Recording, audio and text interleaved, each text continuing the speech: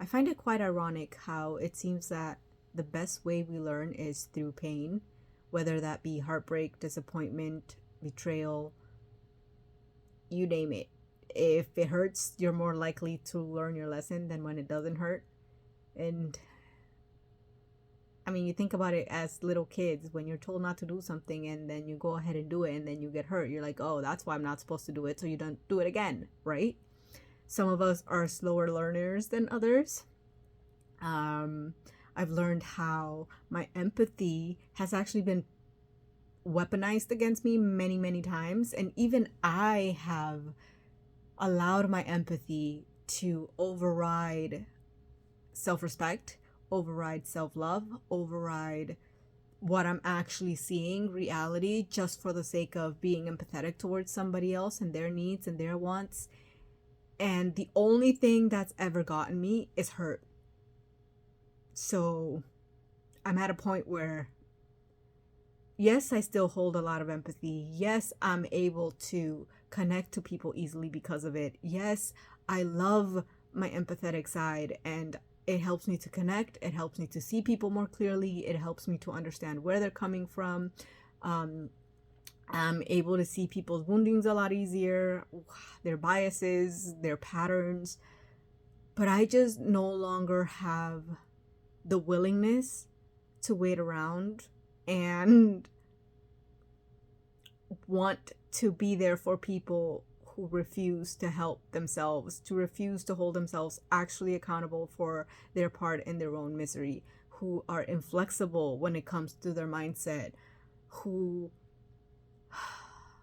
just refuse to accept that we're all different, and just because your life view has been very narrow and you've only seen things a certain way does not mean that other ways of existing are any less valid, any less important, any less right, or it's just shitty, man. People are fucking shitty out here, and it's like there's so many people out there who are just performing and pretending, and no shame. I mean, I was one of those persons, I was one of those people at one point in my life too, where everything from the outside in looked perfect. But now, if you were to look at my life, you would honestly think that I'm doing nothing with my life, that my life looks chaotic, that my life, whatever. But on the inside, the amount of stability, the amount of courage, the amount of strength, the amount of resilience, all of the things that I've cultivated within me are eventually going to be coming out into my material existence. And I'm just tired of trying to prove that to people. I honestly feel like I now start to welcome, like, please hurt me. Please, please doubt me. Please tell me I'm wrong.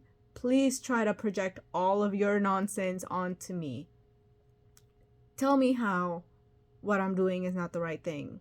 Tell me how what I'm doing is not okay or irresponsible.